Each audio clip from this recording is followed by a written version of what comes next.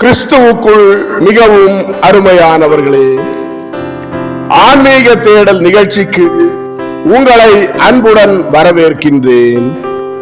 பாகம் 47.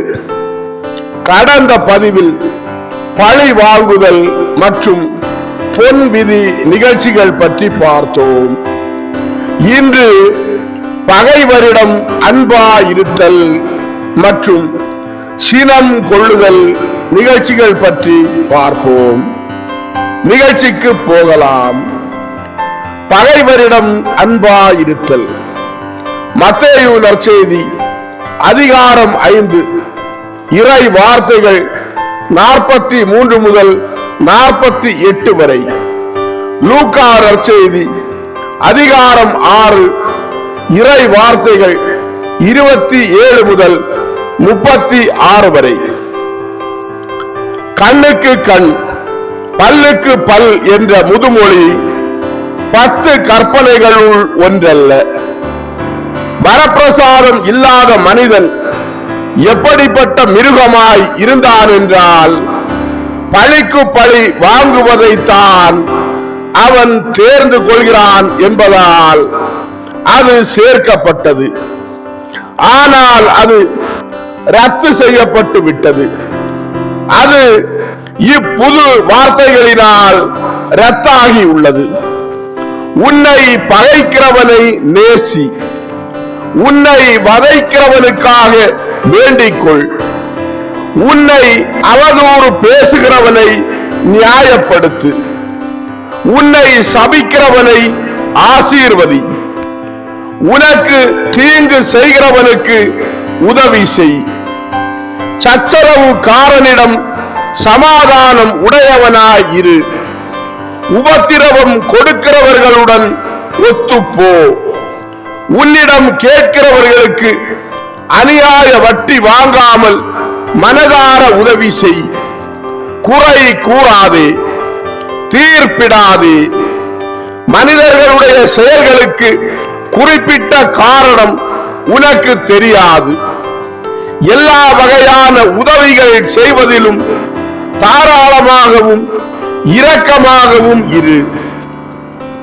அதிகமாய் நீ கொடுத்தால் அதிகமாய் உனக்கு கொடுக்கப்படும்.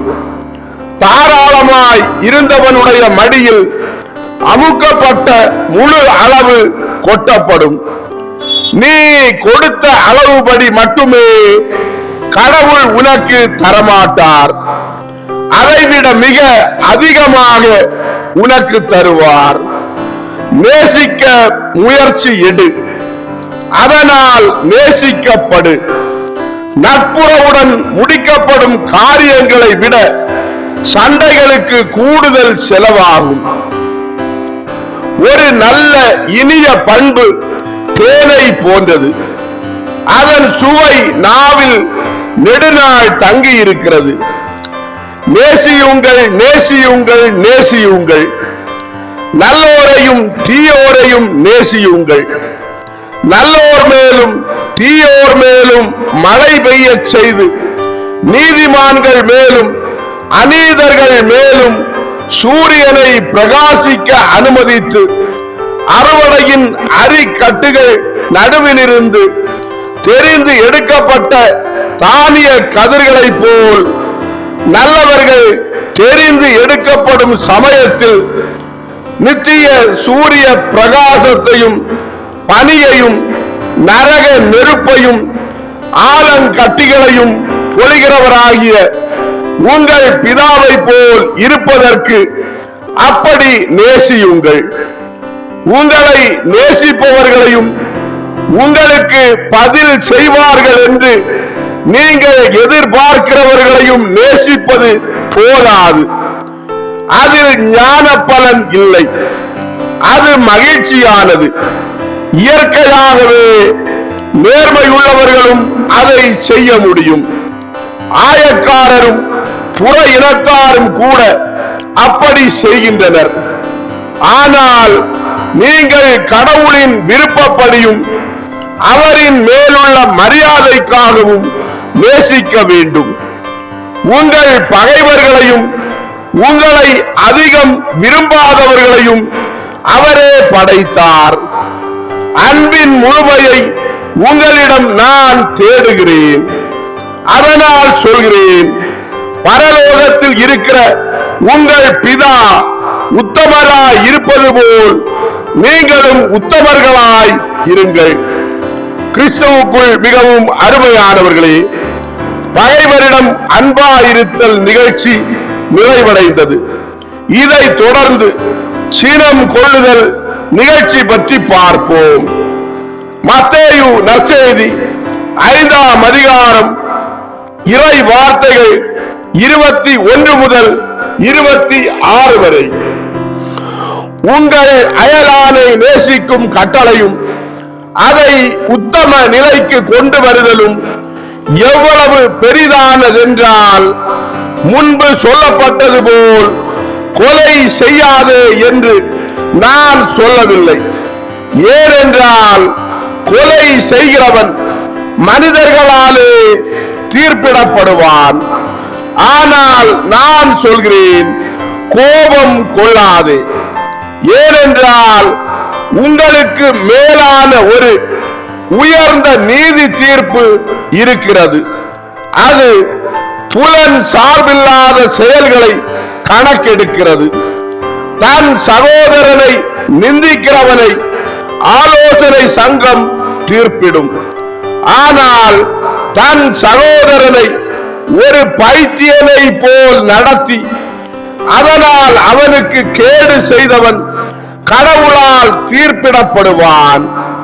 நீங்கள் கடவுளை முன்னிட்டு உங்களுடைய இருதயத்தில் சிநேகமற்ற உணர்வுகளை முதலில் பலியிட்டு மிக புனித மன்னிப்பின் சடங்கை நிறைவேற்றாமல் பீடத்தின் காணிக்கைகளை செலுத்துவது பயனற்றது. ஆதலால் நீ கடவுளுக்கு ஒரு காணிக்கையை செலுத்த செல்கையில் நீ உன் சகோதரனுக்கு எதிராக குற்றம் செய்தாய் என்றும் அவன் செய்த ஒரு குற்றத்தால் அவனுடன் நீ மனவருத்தமாய் இருப்பதாகவும் உனக்கு நினைவு வந்தால் உன் காணிக்கையை பீடத்தின் முன்பாக வைத்துவிட்டு உன் சகோதரனிடம் சமாதானம் செய்வதால், அதாவது முதலில் உன் சுய கௌரவத்தை பலியாக்கி அதன் பிறகு பீடத்திற்கு வா. அப்போதுதான் உன் பலி புனிதமாக இருக்கும். முழு இணக்கமே எப்பொழுதும் மிக சரியான காரியம். மனிதனுடைய தீர்ப்பு நிலையற்றது. அதை பிடிவாதமாய் சவாலுக்கு இழுக்கிறவன் தன் வாய்ப்பை இழந்து எதிரிக்கு இறுதி காசு வரையிலும் செலுத்த வேண்டியிருக்கும் அல்லது சிறையில் வாழ வேண்டியிருக்கும். எல்லாவற்றிலும் உங்கள் கண்களை கடவுளை நோக்கி திருப்புங்கள். உங்களையே இப்படி கேளுங்கள், கடவுள் எனக்கு செய்யாத ஒன்றை நான் செய்ய தகுமா? ஏனென்றால் கடவுள் உங்களை போல் இவ்வளவு பிடிவாதமாகவும் விட்டு கொடுக்காதவராகவும் இல்லை. அவர் அப்படி இருந்தால் உங்களுக்கு ஐயோ கேடு, யாருமே மீட்கப்பட முடியாது. இந்த சிந்தனையானது உங்களை சாந்தம், தாழ்ச்சி, இரக்க உணர்வு கொள்ள தூண்டட்டும். அப்போது நீங்கள் இவ்வுலகிலும் மறு உலகிலும் கடவுளிடம் நிச்சயமாக கைமாறு பெறுவீர்கள். கிறிஸ்துவுக்குள் மிகவும் அருமையானவர்களே, ஆன்மீக தேடல் பாகம் 47 இதோடு நிறைவடைந்தது.